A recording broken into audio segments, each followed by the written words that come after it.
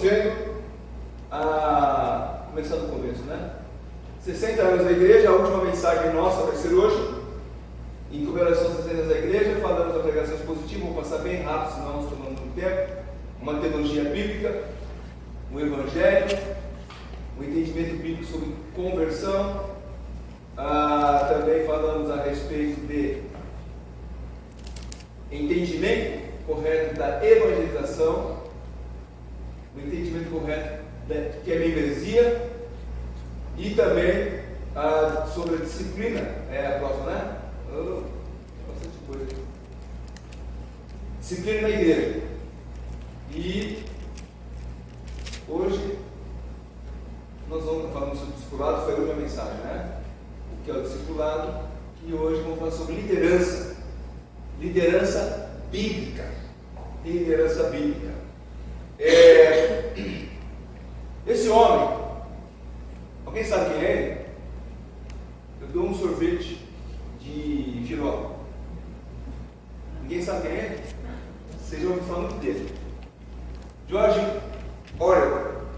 Ele escreveu um livro que ganhou bastante notoriedade, especialmente no Brasil, um livro chamado 1984. Ele escreveu esse livro em 1949. Nesse livro ele conta, é uma obra fictícia, que depois de uma guerra os continentes foram alterados, a maneira de governar, e a Europa, né, tinha uma região governada, e ali então tinha o Comitê da Verdade, e esse Comitê da Verdade ele vigiava cada cidadão. Se você tem curiosidade, procura no Google o filme George 1984, em preto e branco, péssima qualidade, mas interessante o filme. Vale a pena assistir. Eu e a Isabel assistimos um filme, você fica impressionado com quanta coincidência, né? Mas não é sobre esse livro que eu vou falar. Mas eu estou falando apenas de George Orwell, escreveu esse livro em 84, onde o Comitê da Verdade vigiava cada cidadão, o que ele pensava, o que ele expressava, quais as suas opiniões, se essas opiniões fossem fora do que o comitê julgava ser correto, ou seja, se ele expressasse uma opinião que ele acabei de expressar sobre o Covid, eu sou negacionista, eu não acredito na ciência, e logo seria preso, submetido a uma lavagem cerebral e restituído à sociedade para ver se eu tinha melhorado. Mas um outro livro famoso de George Orwell é o livro A Revolução dos Bichos.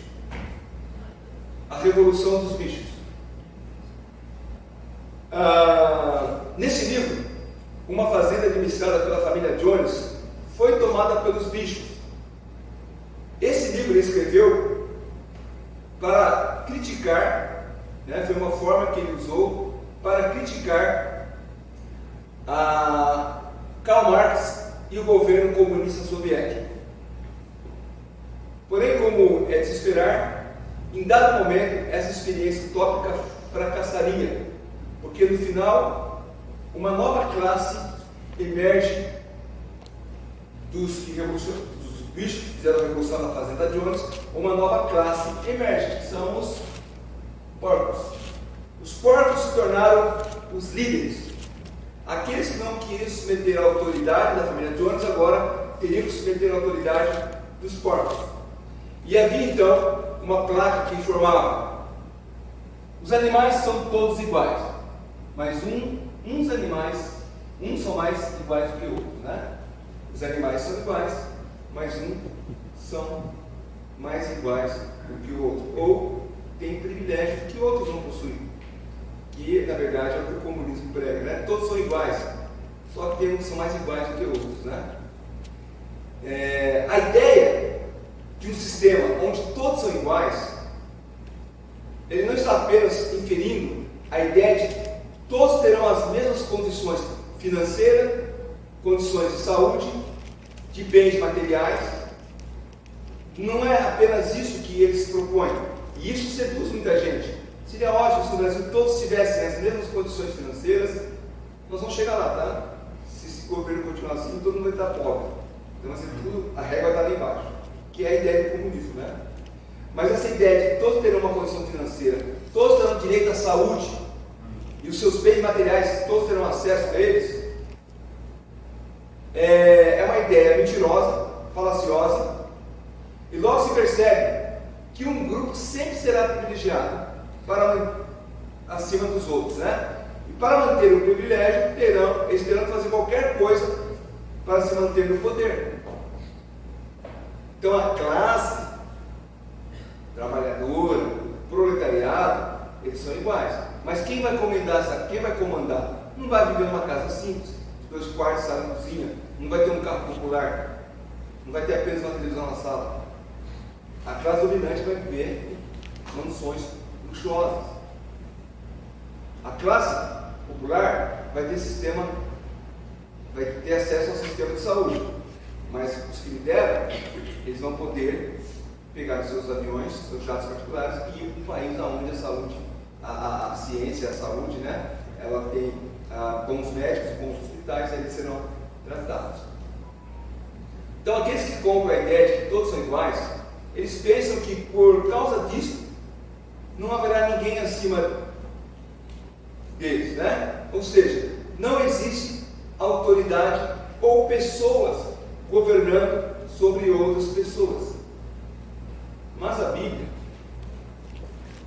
ela nos revela, e o cristianismo também, o cristianismo nos mostra que há necessidade de autoridade na sociedade, há necessidade de autoridade nos lares, há necessidade de autoridade nas igrejas. E é o que nós vamos falar hoje à noite. Um governo ou uma liderança bíblica. Nós não podemos suprimir a autoridade, aquela autoridade correta, tá? A autoridade bíblica, só porque pessoas que estão sob autoridade, pessoas que estão na autoridade, investindo na autoridade, elas extrapolam o seu papel de líder. Não é porque um é um tirano que nós vamos destituir qualquer tipo de autoridade, tanto na sociedade como no lar e também na igreja. E nós temos que então voltar para a palavra de Deus e buscar nela quais são os princípios da palavra de Deus, ou o que a Bíblia diz a respeito de autoridade e de liderança eclesiástica. O que a Bíblia diz a respeito desse assunto? E a resposta pode ser vista em 5 aspectos da liderança: seu contexto congregacional, suas qualificações bíblicas, suas características carismáticas, sua característica carismática, sua semelhança a Cristo e sua relação com a natureza e o caráter de Deus. São esses 5 pontos que nós vamos ver hoje à noite. Começamos com esse primeiro, o contexto congregacional de liderança, né? O que precisamos considerar quando falamos sobre liderança bíblica, que é o papel, qual é o papel dos membros e da congregação, ou o que a Bíblia descreve sobre liderança da igreja, pressupondo o contexto congregacional. Os irmãos, se não sabem, a nossa igreja ela tem um sistema congregacional, tanto é que nós vamos ter assembleia no dia 18. Há uma discussão sobre o assunto, e quem deve tomar a palavra final a respeito do que é ensinado na igreja, as suas doutrinas, a administração da igreja. Alguns dizem que deve ser os bispos, ou um bispo em especial. Outros dizem que deve ser os pastores, ou o pastor, ou um corpo que representa esse grupo, ou um colegiado de pastores. Tem ainda aqueles que dizem que deve ser um pastor único local, ou algum líder que Deus levantou na igreja. Agora, se nós tentarmos encontrar na Bíblia um texto específico sobre, ou um manual de como deve se organizar uma igreja, nós não vamos encontrar nem nas cartas paulinas, nem no Novo Testamento, nem no outro texto da Bíblia. Nós vamos encontrar um texto que fala: olha, quando se organizar uma igreja deve ser assim, assim, assado. Mas isso não significa que a Bíblia não ensina ou não tem nada a dizer a respeito de como nos organizarmos. E uma passagem, talvez uma das mais importantes sobre a vida da igreja, é aquela de Mateus capítulo 18.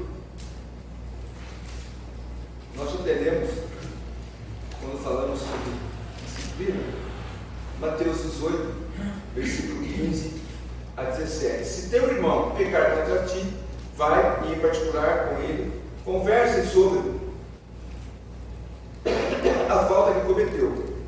Se ele der ouvidos, ganhasse a teu irmão. Porém, se ele não te der atenção, leve contigo mais uma ou duas pessoas, para que pelo depoimento de duas ou três testemunhas qualquer acusação seja confirmada. Contudo, se ele se recusar a considerá-los, dizer à igreja.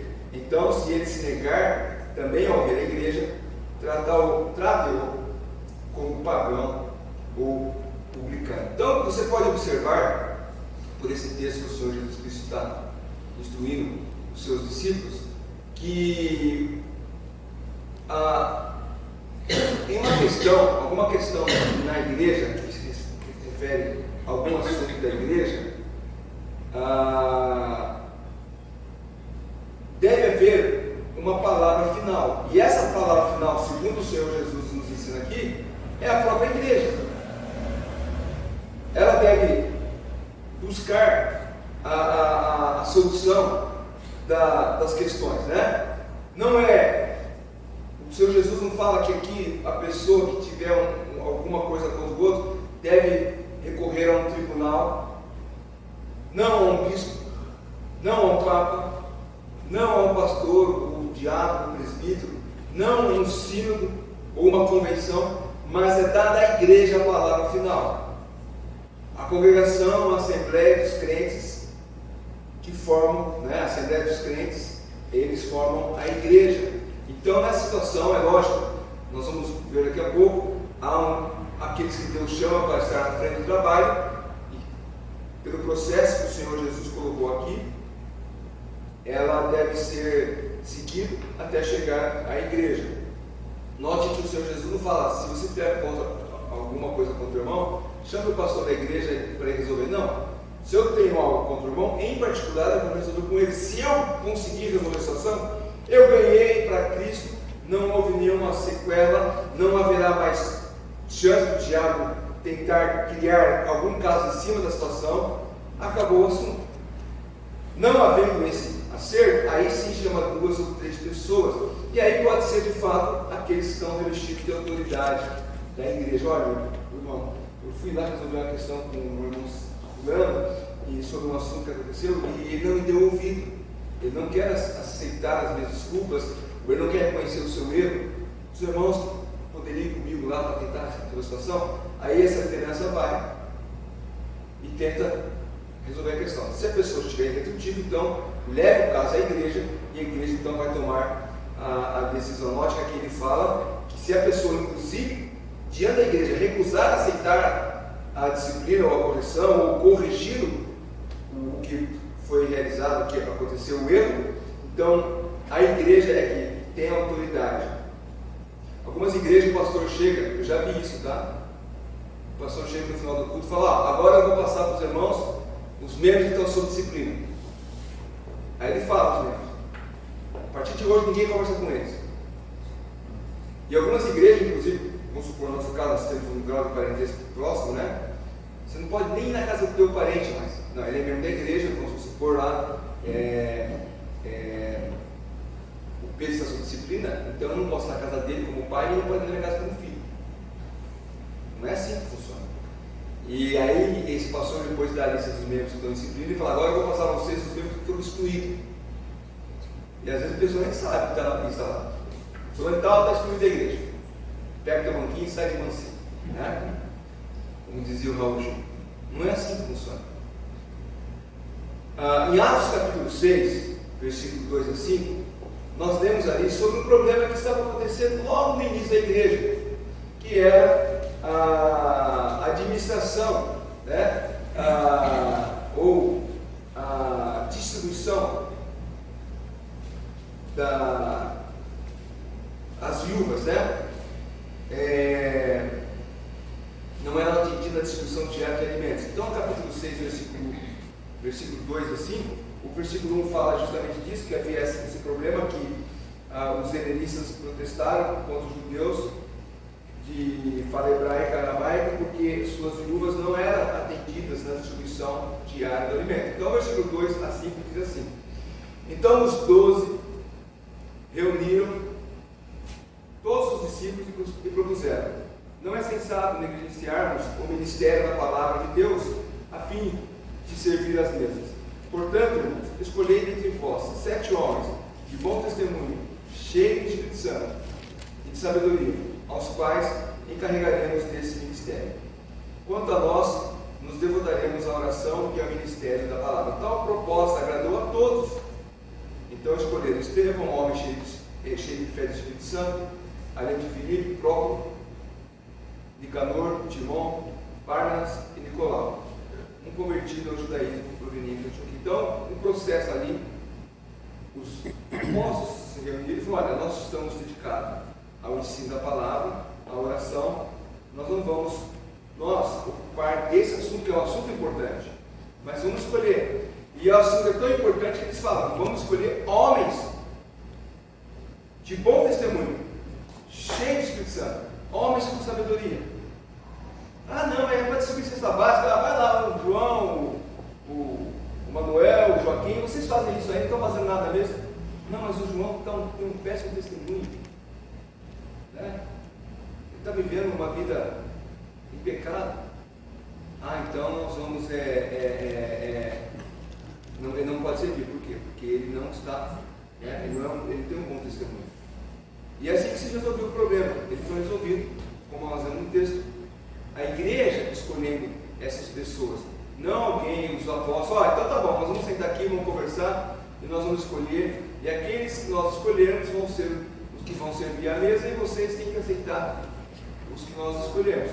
Pelo contrário, a igreja escolheu essas pessoas. Agora, a dificuldade é que na igreja primitiva tinha a figura dos apóstolos. E na nossa época, na nossa era, não existe mais os apóstolos. Não tem mais apóstolo, nem pai apóstolo, nem apóstolo. Tá? Isso é invenção humana. Os apóstolos foram 12. Como disse o nosso irmão Roger Lieb na chamada, depois que morreu o último, não nasceu mais nenhum outro apóstolo. E ali ele cutucou muita gente que vai lá no congresso chamado, são de igrejas meio que avivadas, né? Mas é a realidade, não existe mais esses apóstolos. Agora, não há sucessão apostólica. Como eu disse, a era apostólica terminou e exige que as igrejas busquem lideranças locais. É uma liderança local, o líderes local, da igreja local. Né? Então, Deus levanta esses líderes, mas esses líderes não são e não estão no mesmo nível dos apóstolos. Esses líderes têm que ter as mesmas qualificações de Atos 6, homens de boa reputação ou de bom testemunho, cheios do Espírito Santo, cheios de sabedoria, homens que temem ao Senhor. É esse que tem que ser visto. O apóstolo Paulo, como ele instrui Timóteo, 1 Timóteo capítulo 3, ele diz como é que esses homens eles devem ser. Lá em Timóteo capítulo 3, do versículo 1 ao versículo 13, ele abrange tanto presbíteros, nós vamos ver depois o termo presbítero, bispo e ancião tem o mesmo significado. E ele diz assim, então, em 1 Timóteo capítulo 3: esta é uma declaração digna de todo crédito. Se alguém almeja o episcopado, de fato deseja algo excelente. É fundamental, pois, que o bispo seja irrepreensível, marido de uma só esposa, equilibrado, tenha domínio próprio, seja respeitável, hospitaleiro, capacitado para ensinar. Não se deve ser apegado ao vinho, nem violento, mas sim amável, pacífico, não amante do dinheiro. O bispo deve também governar bem a própria família, sabendo educar seus filhos a eles serem submissos com todo respeito. Porquanto, se alguém não sabe governar a própria família, como poderá cuidar da igreja de Deus? Não deve ser recém-convertido, para que não se ensoberbeça, algumas versões já está neófito, né? E caia na mesma condenação que caiu o diabo. Também é necessário que tenha bom testemunho dos de fora, para que não seja envergonhado nem caia na armadilha do diabo. Quanto aos diabos, da mesma forma, devem ser honrados de uma só palavra, não dados ao vinho, nem tampouco dominado pelo amor ao dinheiro. Deve permanecer no mistério da fé com consciência pura. Deve também, antes de tudo, passar por experiências, depois, se não houver nada que os desabone, e exerçam o diaconato. Aí ele fala: as mulheres da mesma maneira devem ser respeitadas, não caluniadoras, moderadas, fiéis em tudo.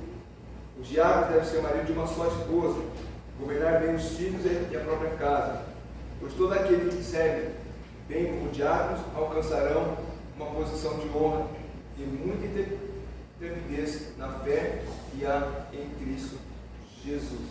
Então essas são as qualificações de presbíteros ou de bispos e de diáconos. Esses homens, eles não são donos da verdade. Eles são apenas aqueles que estarão responsáveis pela saúde espiritual da igreja. É o que nós lemos essa noite, lá em Efésios capítulo 4, versículo 11 a 16. E Deus designou alguns para apóstolos, outros para profetas, outros para evangelistas, outros para pastores e mestres, com o propósito de aperfeiçoar os santos para a boa obra, para a obra do ministério, para que o corpo de Cristo seja edificado, até que todos alcancem a unidade da fé, do conhecimento do Filho de Deus, e cheguem à maturidade, atingindo a medida da estatura da plenitude de Cristo. O objetivo é que não sejamos mais como crianças, levados de um lado para o outro pelas ondas teológicas, nem jogados para cá e para lá por todo vento de doutrina, nem pela malícia de certas pessoas que induzem os incautos ao erro. Longe disso, seguindo a verdade, em amor, cresçamos em tudo naquele que é o cabeça Cristo. Dele todo o corpo ajustado e unido, pelo auxílio de todas as juntas, cresce e edifica-se a si mesmo em amor, na medida em que cada parte realiza a sua função. Então, Deus chama esses homens com a responsabilidade, para que a igreja possa crescer.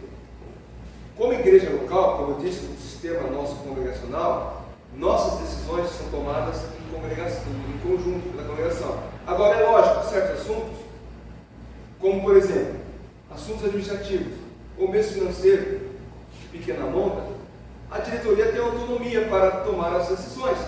Não seria prático, por exemplo, a cada decisão a igreja se reunir para discutir o assunto?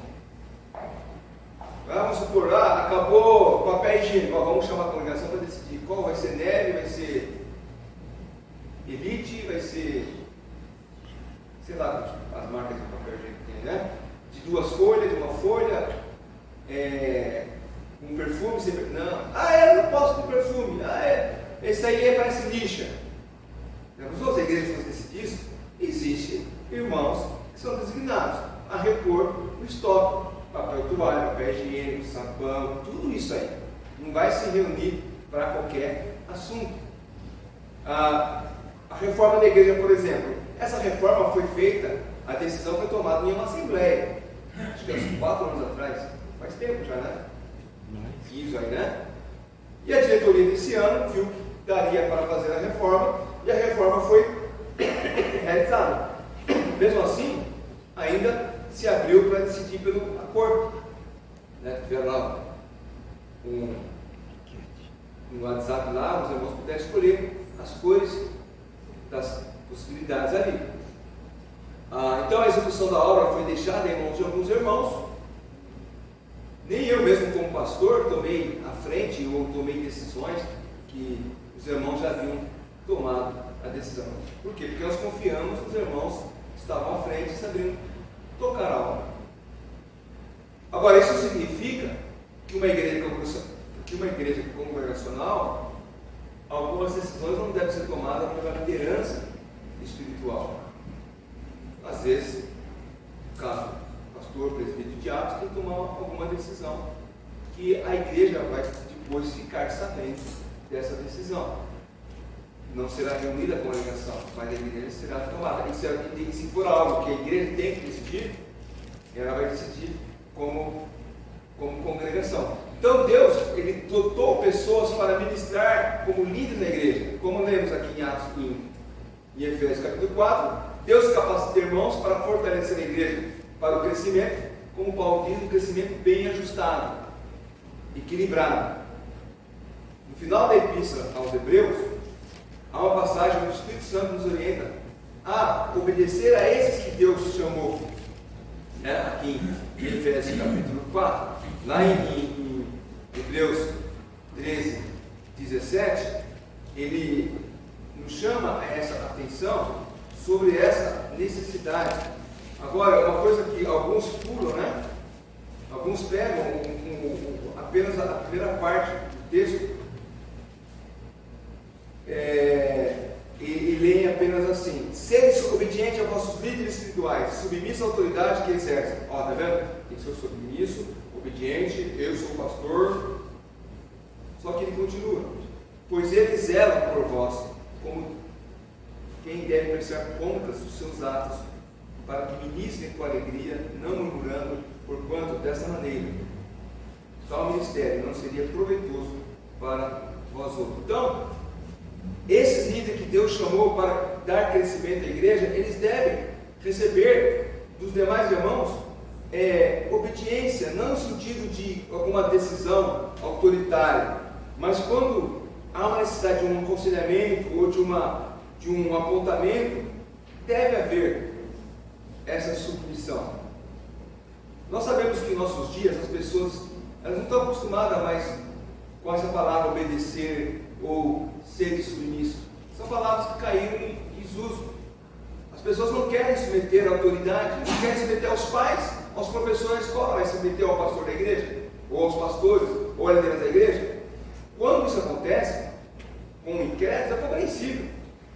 Quando a dona Germânia chega e fala: o meu filho, ele é mal educado na escola, responde feio para a professora, e ela não é crente, é resultado de uma pessoa que não conhece a palavra de Deus e não educou o filho no caminho do Senhor. Mas se a dona Germânia é crente e o filho age assim, alguma coisa está errada. Essa criança não está aprendendo a se submeter à autoridade dos pais. Não aprender a se submeter à autoridade do pai, não vai aprender a se submeter à autoridade da escola, dos professores, do patrão, vai vir pulando de emprego em emprego, e muito menos submeter à autoridade de alguma liderança eclesiástica. Às vezes não querem essa submissão. Então o que nós vemos é falta de respeito e falta de submissão entre muitos membros nas igrejas. Aqui também tem que chamar a atenção, essa submissão, essa obediência não é ao homem pastor ou ao homem presbítero, mas a palavra de Deus. Toda vez que nós vamos chamar ou atenção ou orientar alguém, nós temos que fazer isso na palavra de Deus. Não é porque eu não quero ou porque você não quer, é o que a palavra de Deus diz. Olha, vamos supor que o irmão chega aqui, camiseta regata, chinelão, bermudão, do culto. Nós já vimos isso acontecer, tá? Nós estamos num país tropical, qual o problema aqui na igreja? Eu como posso falar, meu irmão? A palavra de Deus diz que nós temos que se vestir de maneira um traje adequado, tanto as mulheres como os homens. A igreja não é um bar, não é um clube. Você não vai assim diante de um juiz, de um tribunal, mas diante de Deus você vai se vestir assim? Não é porque eu não quero. Os irmãos aqui em casa de Deus têm bom senso. Ninguém vem no culto com a camisa do Corinthians, do São Paulo, do Palmeiras, do Santos. Eu estou quase tirando a minha gaveta, viu? Esperar mais uns 2 soldados aí, eu tiro. Né? Ninguém vem, ninguém vem. Porque nós sabemos que nós estamos aqui para adorar o Senhor, não para ser visto, não para ser notado. O Palmeiras virou do Botafogo para a lá, a camisa Fluminense, Fluminense campeão da Libertadores. Os irmãos vão ver eu ser Fluminense, né? Na igreja nós vamos ver que nós somos de Jesus, não de futebol, enfim. É uma orientação, tenha bom senso na vestimenta. E a pessoa vai entender que de fato ela extrapolou, tá? Desculpa, pastor, eu não vou ouvir mais isso. Né? Então, não é a pessoa, mas a palavra de Deus. A pessoa, se ela não submete à palavra de Deus, ela tem algum problema. Imagine um jovem, e era muito comum isso acontecer. Um jovem chegava para a liderança, para o pastor da igreja, e falava: pastor, eu conheci a Mariazinha e nós estamos pensando em começar a namorar. Quem que é a Mariazinha? Ela é filha do seu João, é da igreja tal, ela é crente do Senhor Jesus. Amém, graças a Deus, vamos orar para que Deus possa, né? Depois eu quero conversar com vocês dois, enfim. Algo desse tipo. Hoje em dia, não é, pastor? Namorando. Quem que é? Mariazinha, quem que é? Eu conheci lá na faculdade. Ela é crente? E essa é sempre a pergunta que eu faço para qualquer um. Todo mundo que começou a namorar, eu perguntei: é crente? Se a resposta for sim, então tá bom. Só que seja respeitoso, cuide, né? Para que o namoro seja um namoro santo. E orar a Deus que esse namoro possa caminho do altar, né? Mas hoje em dia, não. Porque a pessoa muitas vezes já sabe que até tomou a decisão errada, né? Então, muitas vezes a liderança da igreja, ela é apenas informada da decisão que a pessoa tomou. Eu não estou dizendo que com isso, tudo que você vai fazer, você tem que tomar: pastor, eu estou querendo trocar de carro e, assim, o que o senhor acha de comprar um carro da cor vermelha, ou da cor azul, ou da cor verde? É decisão sua, o carro é bom, o motor está bom, você tem condições de comprar? Né? Não, pastor, eu quero comprar uma Ferrari. Você tem condições de comprar a Ferrari? Não, mas eu vou fazer em 80 parcelas de 7 mil reais. Você tem que bater. O IPVA da Ferrari, você sabe quanto é que você vai pagar? Não sei quanto custa uma Ferrari. Deve ser mais de 50 mil o IPVA de uma Ferrari, né? Então não dá, né? Se eu vou pagar 7 mil de prestação, não dá para pagar um IPVA. Então não é bom senso. Volte lá para o seu Fusquinha. Né? Todo respeito quem teve Fusca, né? Então a liderança, ela se preocupa em saber quais são as decisões que os membros estão tomando, se essa decisão não está prejudicando a família. Um irmão chega assim: pastor, eu ganhei emprego, meu chefe está me aborrecendo muito, pedi a conta, e agora? Não sei o que eu vou fazer. Você pensou na família? Você pensou no sustento dos seus filhos? Por que você não pediu para que a gente orasse antes sobre o assunto? Talvez Deus não ia fazer isso, talvez você não precisava mudar de emprego, talvez Deus mudasse o teu patrão, o teu chefe, ou coisa desse tipo. Mas infelizmente hoje parece que as pessoas apenas vêm com a decisão tomada. Muitas vezes a liderança da igreja não só fica sabendo isso depois, né? Então é por isso que a liderança ela tem que sempre se pautar no que a palavra de Deus diz. Muitos crentes, como eu disse, eles não pedem orientação, não pedem oração e acabam tomando decisões precipitadas. Eu lembro que quando pela primeira vez, eu tinha acho que 19 anos, mais ou menos, ou 18, a primeira vez que eu fiz uma viagem para o norte do Brasil, eu fui até Santarém, lá no Pará. Peguei Belém, Brasília, 3 dias de ônibus para chegar até lá. E depois fui até Macapá e voltei todo empolgado, decidido: Deus me quer no ministério, Deus está me chamando para o ministério, eu vou deixar um emprego, vou fazer isso, fazer aquilo. Aí eu comuniquei a liderança da igreja. E os irmãos da igreja acharam que eu era muito cedo, eu era jovem, era solteiro, que não deveria. Eu entendi que Deus estava usando aqueles irmãos para mostrar a vontade dele na minha vida. E eu sou grato a esses irmãos, né? Por eles ter dado esse conselho. Um desses irmãos é o meu irmão Alberto Antunes, né? Esse não veio também aqui na igreja, só veio no meu casamento. Mas é um dos irmãos muito queridos, eu gosto muito dele. cedo, você é jovem, né, casado, como é que você vai para um lugar desse? Né? Eu podia dizer, esses irmãos são sérios espiritualmente, não sabem o que é Deus quer da minha vida. E talvez eu teria feito mais estrago do que ter feito alguma coisa de bom para o ministério. Então os membros precisam confiar que quando a liderança aponta para a palavra de Deus, eles devem submeter aquilo que o pastor acha,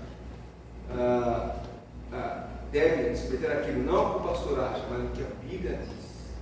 E se isso não houver uma decisão ali, ou resolução do problema naquele momento, o pastor muitas vezes vai ter que levar para a liderança, para o presbítero, para os diáconos, e ainda não resolvendo, vai levar para a igreja, e a igreja toma a decisão.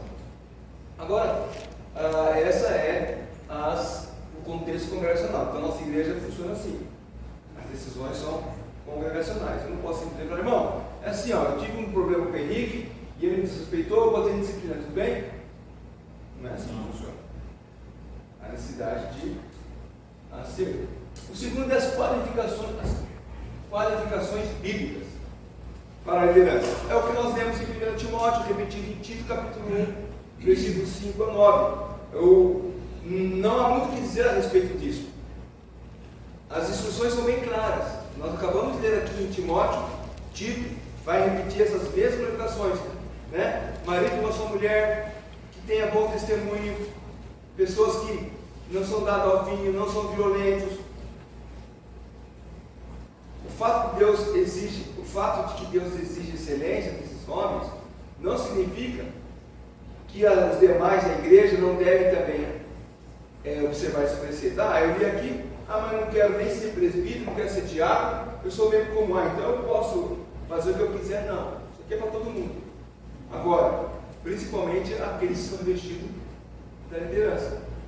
E aqui quando o apóstolo Paulo fala que alguém almeja o episcopado, e é necessário para o bispo, né? Algumas versões trazem o bispo, algumas versões trazem ancião. Ancião, bispo e presbítero, eles têm a mesma obrigação dada por Deus, que nós vemos ali em 1 Pedro, capítulo 5, versículo 2 a 4. 1 Pedro, capítulo 5, vou ler o versículo 1 primeiro, né? 1 Pedro, capítulo 5, versículo 1. Suplico, portanto, aos presbíteros que há entre vós, eu que sou também presbítero como eles, testemunha ocular dos sofrimentos de Cristo, e certamente vou participando da glória que há de ser plenamente revelada.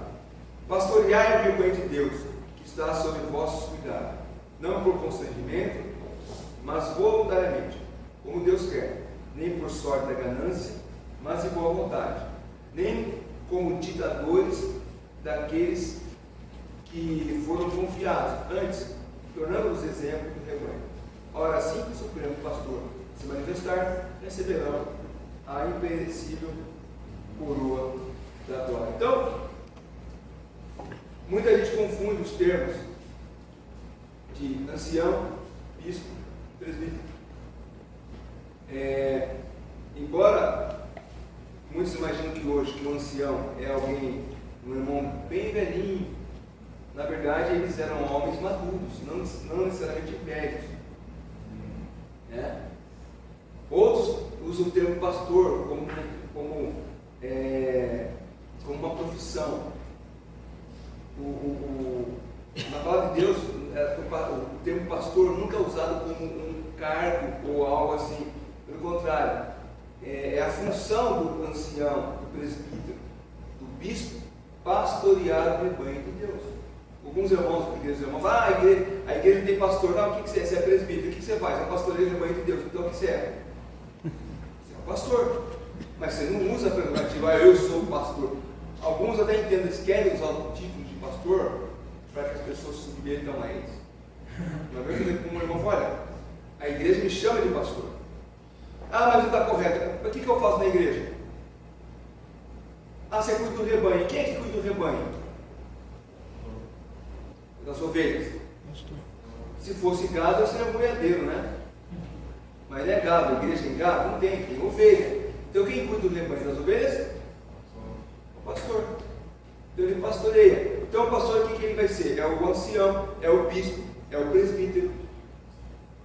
E não o título, né? Alguns querem pegar esse título como algo assim de grande importância. Na verdade, como nós vemos lá em Hebreus, pelo contrário, Hebreus 13:17, eles devem cuidar do rebanho, sabendo que vão prestar conta dessas ovelhas diante de Deus. Então, as pessoas confundem os termos, mas eles são sinônimos, né?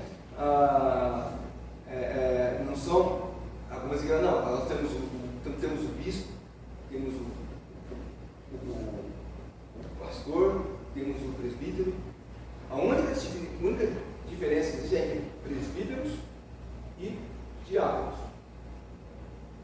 Igual os irmãos me chamam de pastor, biblicamente eu sou presbítero, eu não marco um presbítero.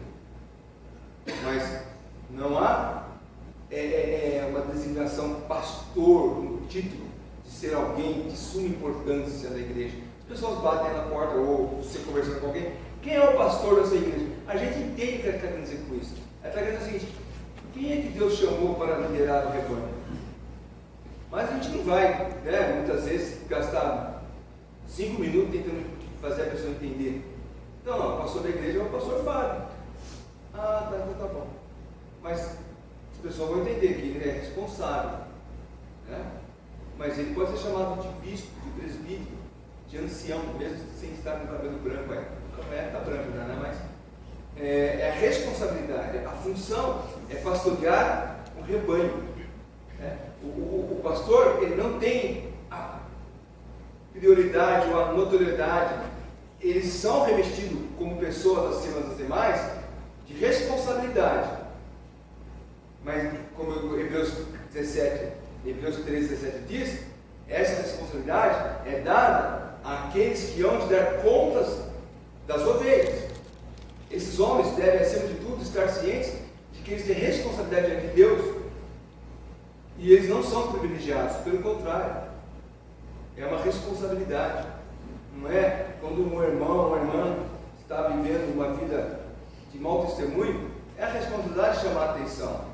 E se houver negligência da minha parte, Deus vai cobrar de mim. E se a pessoa não quiser saber, Deus vai cobrar dela.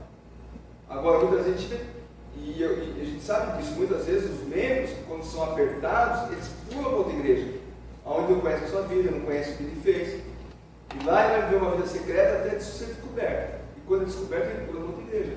Porque ele não vai nunca vai querer se meter a alguém que vai chamar a atenção da sua vida, do seu pecado. Então a igreja, ela tem esses irmãos qualificados, chamados por Deus de qualificações espirituais, com qualificações não seculares. Ele é diretor de uma multinacional, vamos botar ele como pastor? Pode ser que ele seja um bom pastor, mas pode ser que ele possa ser um péssimo pastor, porque ele vai querer, como pastor, a partir de hoje vai ter um relógio de ponto ali, tá? Todo mundo vai ter que chegar na igreja e vai ter um ponto, né? Não é isso que o igreja tem? Não é mais ponto, né? Digital negócio. Mas todo mundo vai ter que ir lá registrar a sua presença, tá? Na igreja. Ele tem a visão de diretor, por exemplo. Às vezes ele pode ser um bom professor, mas na hora de ministrar a palavra ele talvez não tenha. Deus pode até prepará-lo para ser no futuro. Mas, então, nós temos aqui o irmão, ele é diretor, ele é professor da Unicamp, e agora ele vem a nossa igreja, ele pode ser nosso pastor, porque se ele é professor, né? Mas às vezes ele não vai ter ainda as qualificações que Deus chamou. E uma delas é essa, se ele é neófito, né? Se ele é novo na fé, ele pode ser lançado pelo diabo. As habilidades de lidar com a palavra de Deus é dada pelo próprio Deus, e não pelas pessoas. Então essas são as qualificações bíblicas. Então, terceiro, as características carismáticas. O termo carismático não significa uma experiência sobrenatural. Olha, o Fábio fala em línguas, então ele é o pastor. Não fala nem bem português, quanto mais línguas, né? Olha, o Fábio é profeta, ele profetizou. A palavra grega carisma, ou charisma, né, significa apenas um dom da graça, o dom da graça de Deus. do Espírito Santo são exemplos específicos da graça de Deus. Esses dons não são aqueles os pentecostais muitas vezes querem acentuar como evidência de uma pessoa espiritual. Eu vi isso um vídeo essa semana, que um rapaz candidato ao diaconato, o pastor falou assim: você já foi batizado no Espírito Santo? Já. Fala em línguas? Já. Então você pode ser diácono. Não é isso. Pelo contrário, os chamados dons espirituais, como falar em línguas puras, foram dons dados por Deus na igreja primitiva, para que a igreja pudesse evidenciar a sua autoridade da palavra de Deus. Pode perceber, depois dos evangelhos, os assuntos a respeito dos dons carismáticos, eles foram sendo deixados de lado. Quando se fala, é o apóstolo Paulo tentando trazer uma luz, ou organizando, ou trazendo correções a respeito daqueles dons que estavam sendo extrapolados. E mesmo falar em línguas aqui era uma língua, um idioma, não era algo como de a língua dos anjos ou coisas desse tipo. Nós cremos como igreja naquilo que se chama cessacionismo dos dons, ou seja, o fim da era apostólica trouxe o fim aos milagres associados a esse período. Hoje não se cura, não se ressuscita pessoas como os apóstolos fizeram. A liderança carismática da igreja é aquela que lemos em Romanos 12, versículos 6 a 8. Romanos 12, versículos 6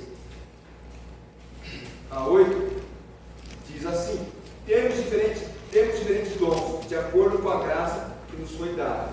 Se alguém tem o dom de profetizar, e aqui profetizar é ensinar, tá?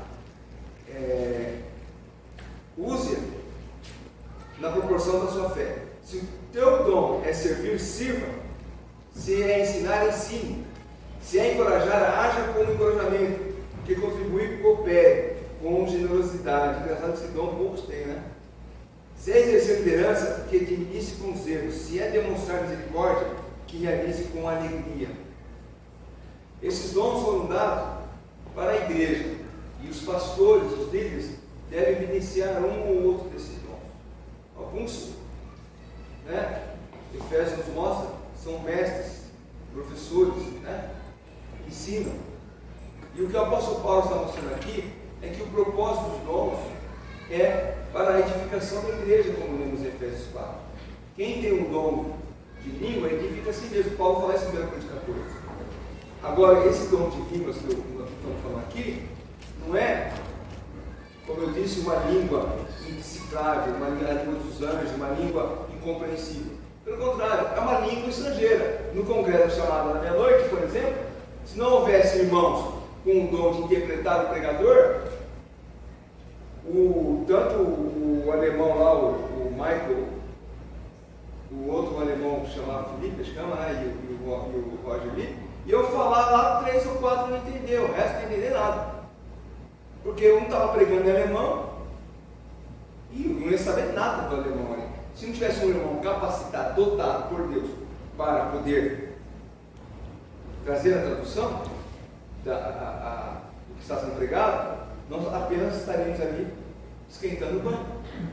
Então, o dom de línguas, hoje, ele sempre foi nesse sentido. Lá em Atos de Pentecostes fala que cada um falava uma língua, ele tem as várias regiões que cada um falava uma língua, né?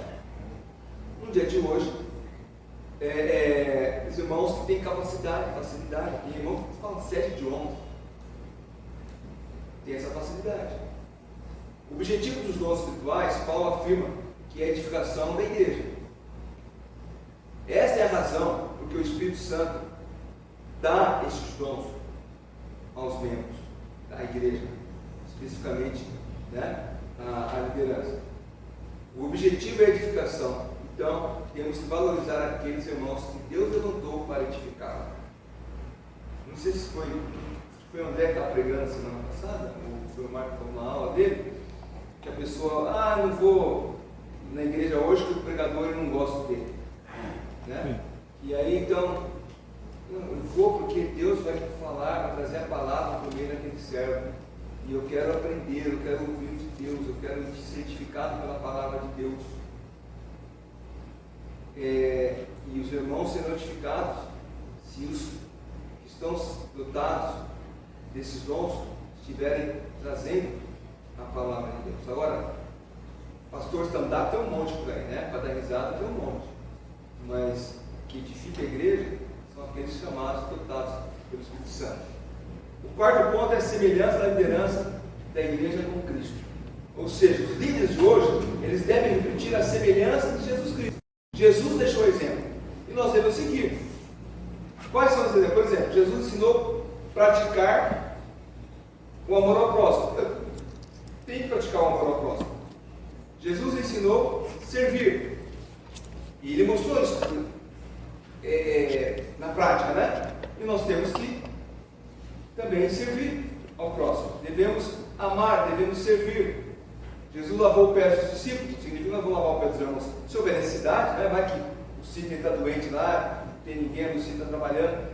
Sidney, vai que eu vou lavar teus pés, dar um banho em você. Tá? Conheço um irmão que cuidou de uma idética por 6 meses. Lembra que a AIDS estava, quando começou, no final dos anos 80, meio dos anos 80, né?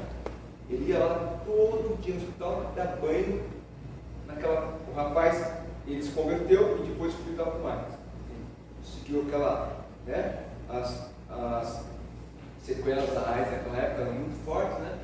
E aí não tinha nenhum tipo de medicamento, e ele ia lá lavar, dar banho nesse rapaz. Isso é serviço também. Né? E é agradável? É lógico que não. A Elisete, não quero constranger, mas quantas vezes aí ia lavar, dar banho nas tias, né? Lavar as feridas nas tias. O que é isso aí? É amor ao próximo. Se nós não somos capazes de fazer isso, então não somos capazes de fazer mais nada. Alguns querem fazer só o que é bom. Né? Eu quero estar lá em cima, eu quero só pregar. Mas se eu der uma vassoura, você vai, meu padre da igreja? Não, isso aí é faxineiro. Não, mas está lá. Um dia eu estava escrevendo o Rio Somar. Chegou o primeiro criou aqui, estava cheio de forno, eu estava lá varrendo. Né? O que é isso? Servir a igreja. Esse é o exemplo de liderança que Cristo nos deixou. Novamente lá em 1 Pedro capítulo 5, nós vemos o apóstolo Pedro reforçando esse princípio. Ele fala assim lá, se os irmãos prestarem atenção no final do capítulo, tornando-se modelo do rebanho. Tornando-se modelo do rebanho. Nós temos que ser modelo para o rebanho. Uma vez uma pessoa disse assim para mim, estava chegando na igreja, cumprimentando, abraçando todo mundo. Você é diferente dos pastores, por quê? Porque você conversa com as pessoas, o pastor tem que tirar a ovelha. O pastor chega na igreja e cheira perfume, cara. Eu tenho 2 perfumes. Um chama homem, que me dá onde que é aquele perfume? Não, uma marca famosa aí. Natura.